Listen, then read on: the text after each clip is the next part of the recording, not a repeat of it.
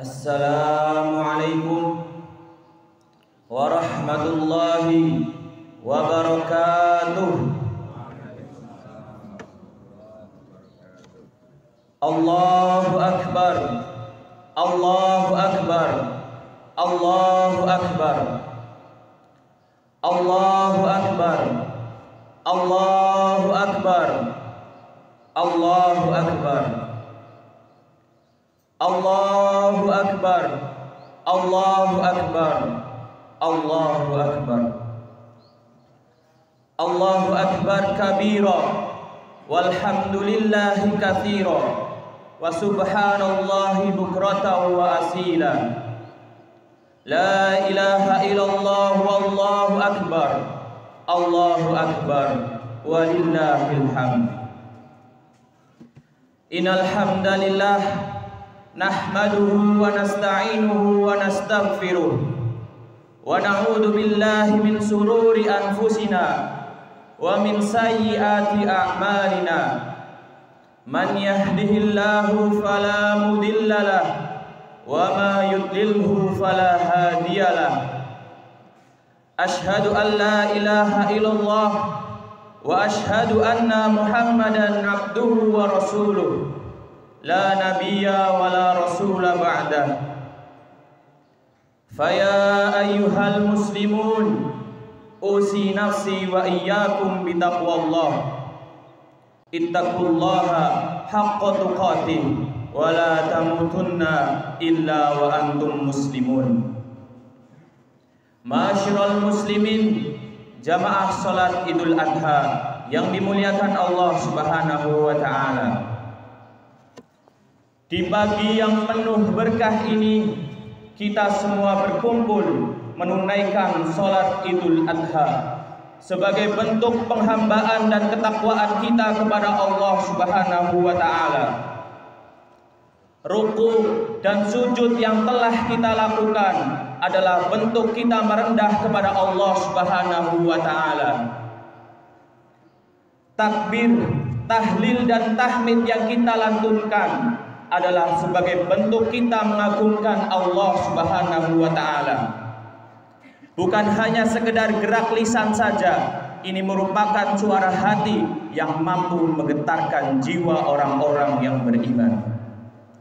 Allah Maha Besar, Allah Maha Agung. Tiada layak disembah kecuali Dia.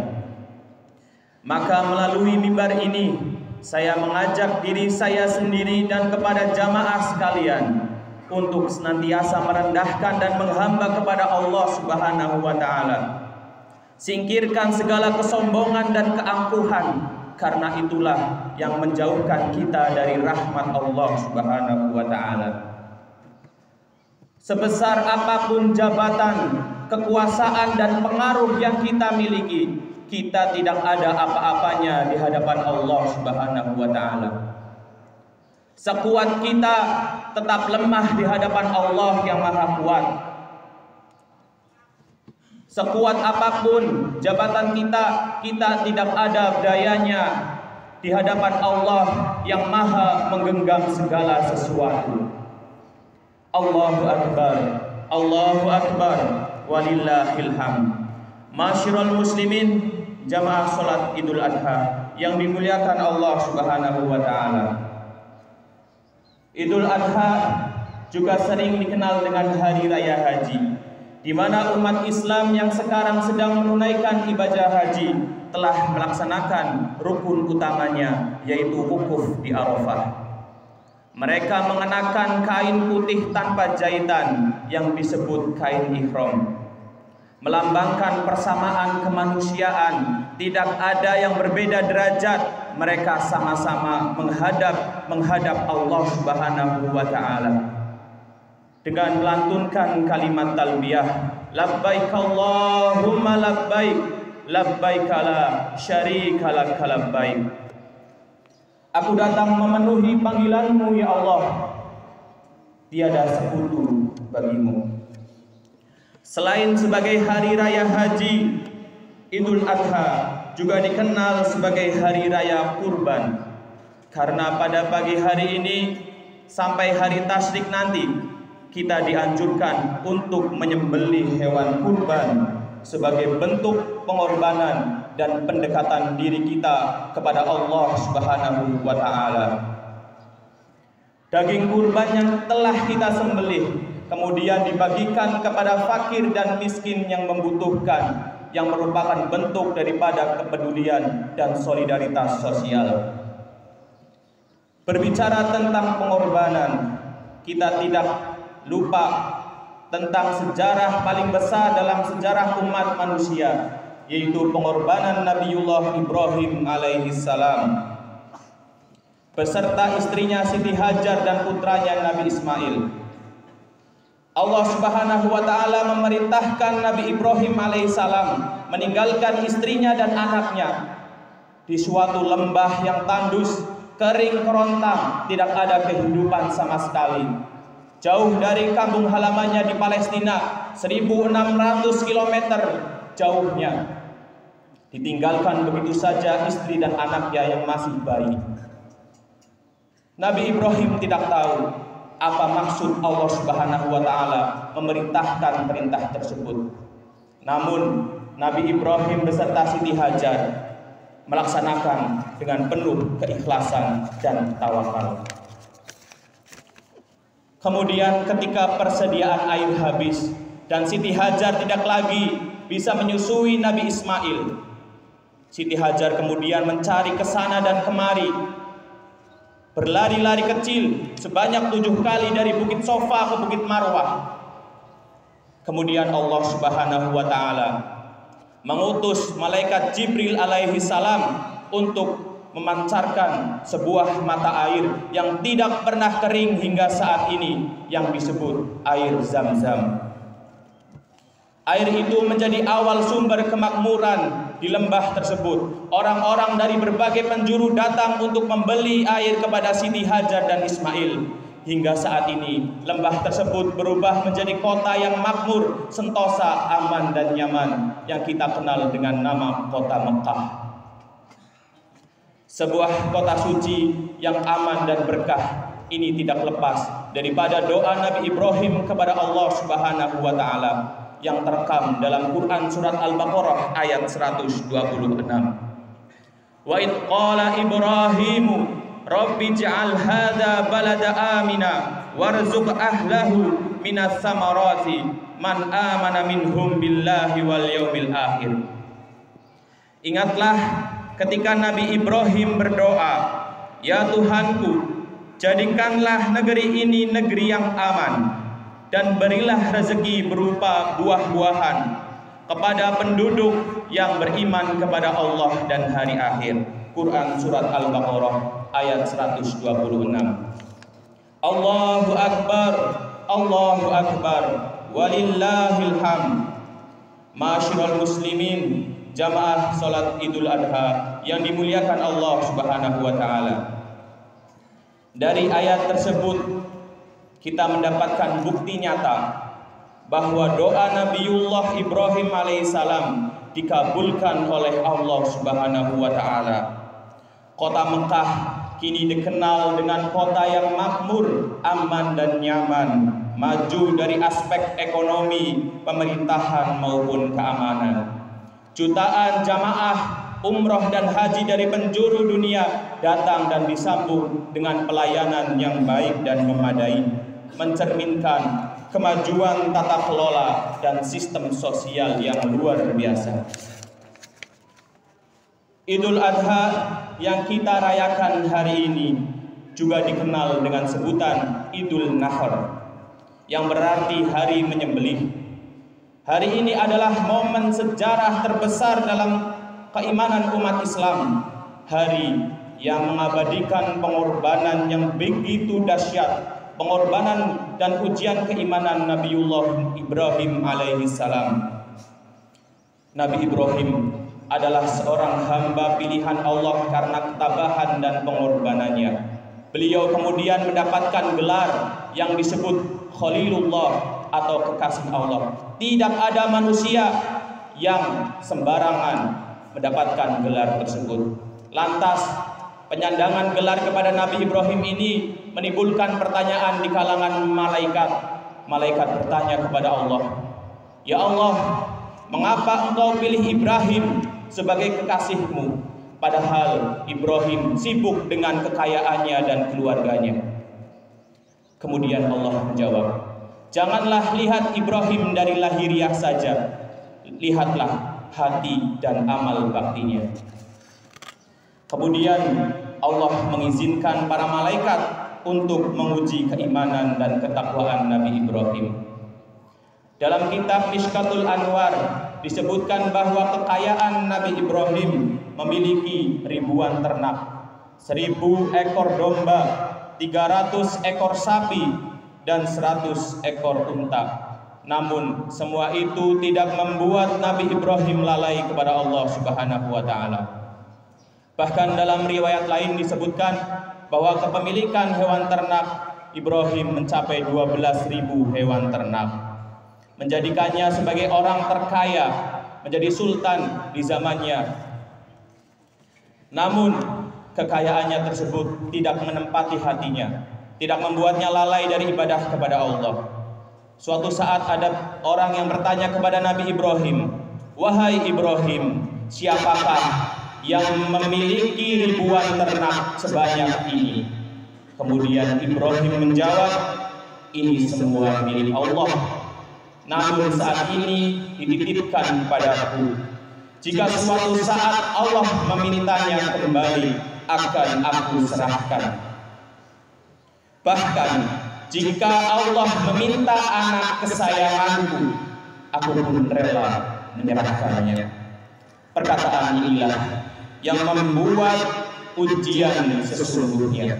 Allah Subhanahu wa taala menguji keimanan dan pengorbanan Nabi Ibrahim melalui mimpinya untuk menyembelih putra kesayangannya, yaitu Nabi Ismail alaihissalam, seorang anak yang masih belia, rupawan, sehat, dan juga patuh kepada Allah dan orang tua.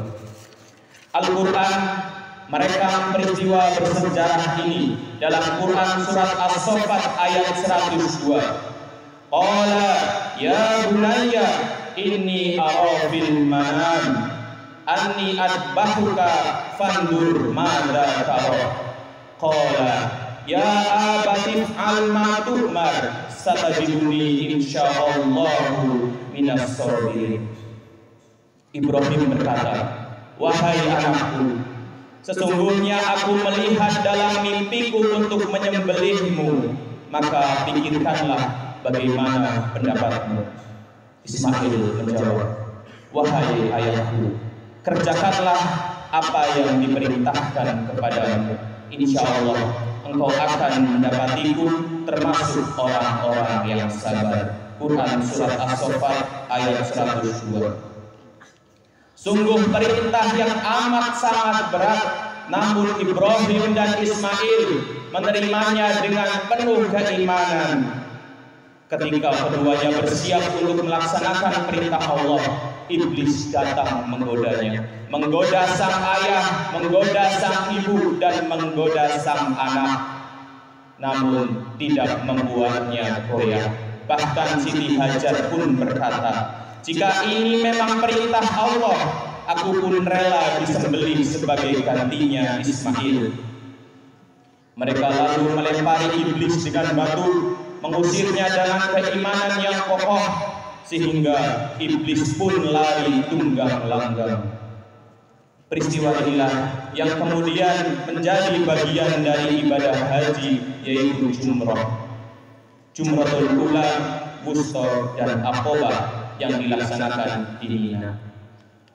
Allahu Akbar, Allahu Akbar, walillahil hamd.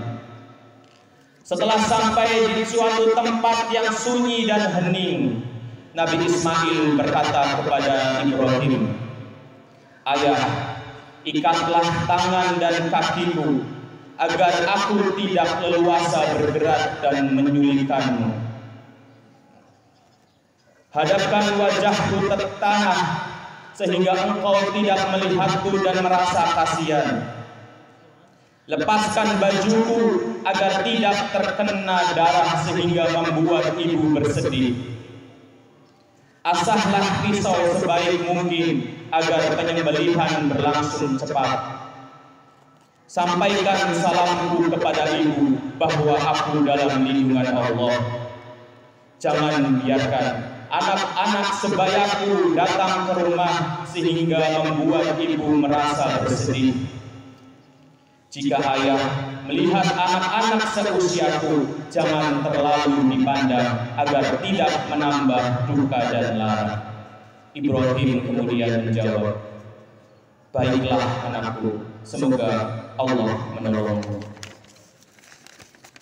Lalu Ismail dibaringkan di atas batu. Dengan penuh keikhlasan dan air mata, Nabi Ibrahim menekan pisau ke leher anaknya. Namun apa yang terjadi? Pisau itu tidak mampu melukai sedikit pun leher Ismail. Bahkan ketika pisau itu digunakan untuk memotong batu, batu itu terbelah. Tapi tidak demikian dengan leher Ismail. Kemudian Nabi Ibrahim berkata, wahai pisau, mengapa engkau bisa membelah batu tapi tidak mampu melukai leher Ismail? Pisau itu dengan izin Allah menjawab, engkau perintahkan aku untuk menyembelih Ismail, tetapi Allah melarang. Aku tidak mungkin mendurhakai perintah Allah. Melihat keteguhan iman keduanya, Allah Subhanahu wa Ta'ala memerintahkan Jibril untuk membawa kambing yang besar dari surga sebagai pengganti Ismail. Allah berfirman dalam surat As-Saffat ayat 107 sampai 110, wa fadainahu bidibhin nadzim, dan kami tebus anak itu dengan sembelihan yang besar. Wa tarakna alaihi fil akhirin, kami abadikan pujian untuk Ibrahim kepada umat setelahnya. Salamun ala Ibrahim, keselamatan kepada Ibrahim. Kadzalika najzil muhsinin, demikianlah kami memberi balasan kepada orang-orang yang berbuat baik. Melihat peristiwa itu terjadi, malaikat Jibril yang datang dari surga membawa kambing lalu berseru, Allahu Akbar, Allahu Akbar, Allahu Akbar. Nabi Ibrahim kemudian menjawab, La ilaha illallah wallahu akbar. Nabi Ismail menyambung, Allahu Akbar walillahil hamd. Masyarul muslimin, jamaah salat Idul Adha yang dimuliakan Allah Subhanahu wa Ta'ala, inilah awal sejarah ibadah kurban yang kita peringati hari ini. Perintah Allah kepada Nabi Ibrahim adalah perintah sekaligus ujian dan cobaan yang begitu dahsyat. Namun karena kasih sayang Allah kepada kita semua, Allah tidak menyuruh kita sebagaimana menyuruh Nabi Ibrahim. Kita cukup berkurban dengan hewan ternak, kambing, sapi, kerbau maupun unta. Sayangnya, perintah yang jauh lebih ringan ini sering kita abaikan. Untuk berkurban, kita masih banyak pertimbangan. Untuk menunaikan zakat 2,5% dari harta, kita enggan membayarnya. Meluangkan waktu 5 menit saja untuk sholat, kita masih merasa berat. Bahkan menahan makan dalam beberapa jam untuk berpuasa pun kita terasa sulit. Padahal dosa dan pelanggaran yang telah kita lakukan begitu banyak. Inilah yang membuat kita jauh dari rahmat Allah Subhanahu wa Ta'ala. Allahu Akbar, Allahu Akbar, walillahil hamd. Masyarul muslimin, jamaah salat Idul Adha yang dimuliakan Allah Subhanahu wa Ta'ala. Maka tepat jika perayaan Idul Adha ini menjadi momen untuk menggugah hati kita agar rela berkorban, bukan hanya untuk diri sendiri, tapi juga untuk negeri yang kita cintai ini, yang tidak henti-hentinya mendapatkan cobaan dan tantangan. Pengorbanan Nabi Ibrahim alaihi salam adalah salah satu pengorbanan terbesar dalam sepanjang sejarah umat manusia. Karena keteguhan dan ketaatannya, beliau diangkat menjadi nabi dan rasul yang agung. Karena sejarahnya juga, maka lahirlah kota suci Mekah, Ka'bah, sebagai kiblat utama umat Islam sedunia. Dan muncullah air Zam-Zam yang tidak pernah kering hingga saat ini adalah buah dari kesabaran Siti Hajar dan anaknya Nabi Ismail alaihissalam. Di tengah kondisi bangsa kita saat ini, marilah kita berharap, berdoa dan berusaha semoga para pemimpin dan tokoh bangsa berjuang bukan hanya untuk kepentingan pribadi dan kelompok, tapi untuk kemajuan bangsa dan rakyat Indonesia. Perjuangan semacam ini tentu membutuhkan pengorbanan yang besar, dan hanya mereka yang bertakwa yang mampu menjalaninya dengan ikhlas dan sungguh-sungguh. Allahu Akbar, Allahu Akbar, walillahil hamd. Masyarul muslimin jamaah salat Idul Adha yang berbahagia. Tadi malam rakyat Indonesia bersorak gembira.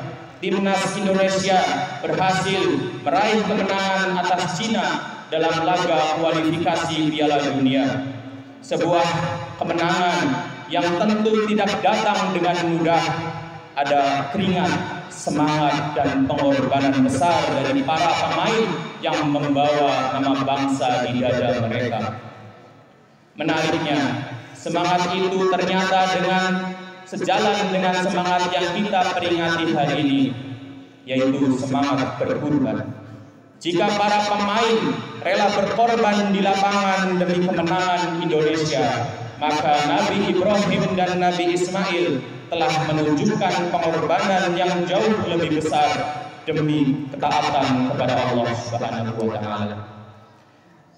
Kemenangan timnas adalah kabar gembira, tapi lebih dari itu, Idul Adha mengingatkan kita bahwa kemenangan sejati adalah ketika kita mampu melawan ego kita, melawan hawa nafsu kita, melawan cinta dunia yang berlebihan.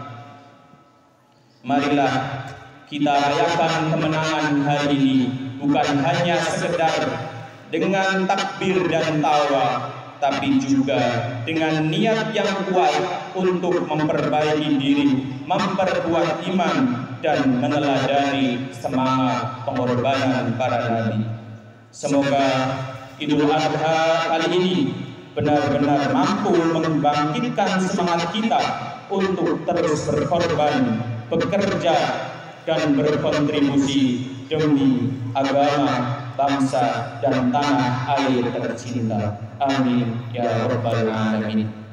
Sebelum khutbah ini kami tutup, marilah kita bersama-sama mengangkat dan menadahkan kedua tangan kita, tundukkan kepala, hadirkan keimanan yang tulus dalam hati kita, dan memanjatkan doa kepada Allah Subhanahu wa taala.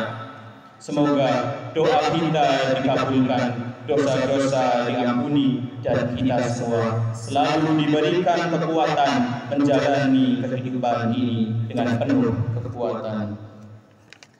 Allahumma sholli ala Muhammad wa ala ali Muhammad kama shallaita ala Ibrahim wa ala ali Ibrahim innaka Hamidum Majid, wa barik ala Muhammad wa ala ali Muhammad kama barakta ala Ibrahim wa ala ali Ibrahim innaka Hamidum Majid.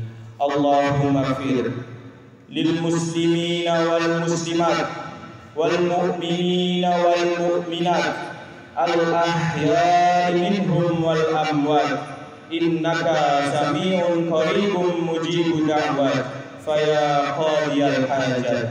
Allahumma inna nas'aluka salamatan fid din wa afiyatan fil jasad wa ziyadatan fil ilmi wa barakatan fil rizqi wa taubatan qoblal maut, wa rahmatan indal maut, wa maghfiratan ba'dal maut, birahmatika ya arhamar rahimin. Ya Allah, pada hari yang agung ini, hari ketika jutaan manusia meneteskan air mata di tanah suci, hari ketika Nabi Ibrahim berserah dan Nabi Ismail rela dikorbankan dengan taat kepadamu, kami datang kepadamu dengan hati yang penuh dosa, dengan jiwa yang letih oleh urusan dunia, dengan tubuh yang kadang lalai dalam sujud kepadamu. Ya Allah, kami tahu kami belum seperti Ibrahim yang rela menyerahkan apapun demi cinta kepadamu. Kami belum seperti Siti Hajar yang berlari dalam kesendirian tapi penuh keimanan. Kami bahkan sering ragu ketika Engkau uji dengan kehilangan, kemiskinan atau sakit, tapi Engkau tetap memberi, tetap mengampuni.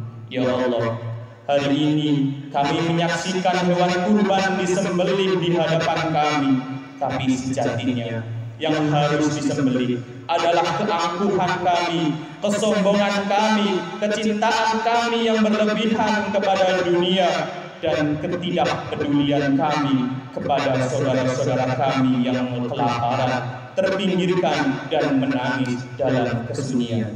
Ya Allah, ampunilah kedua orang tua kami yang telah membesarkan kami dengan segala letih dan cinta, yang doanya tidak pernah putus walau kami sering mengecewakan mereka.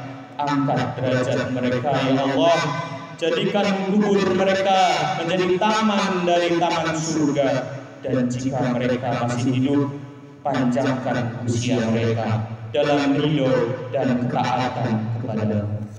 Ya Allah, bagi saudara kami yang sedang sakit, sembuhkanlah. Yang sedang terjerat hutang, lunaskanlah.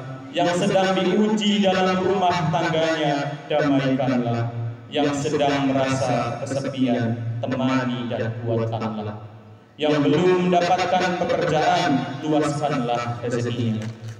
Ya Allah, jika hari ini adalah Idul Adha terakhir kami, maka terimalah amal kami yang sedikit ini. Ampunilah seluruh dosa-dosa kami, dan wafatkan kami dalam husnul khotimah dengan senyum dan iman di dada.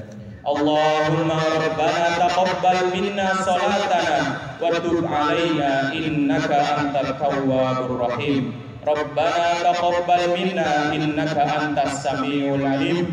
Rabbana atina fid dunya hasanah wa fil akhirati hasanah wa qina adzabannar. Subhanaka rabbika rabbil izzati amma yasifun wa salamun alal mursalin walhamdulillahi rabbil alamin. Wassalamualaikum warahmatullahi wabarakatuh.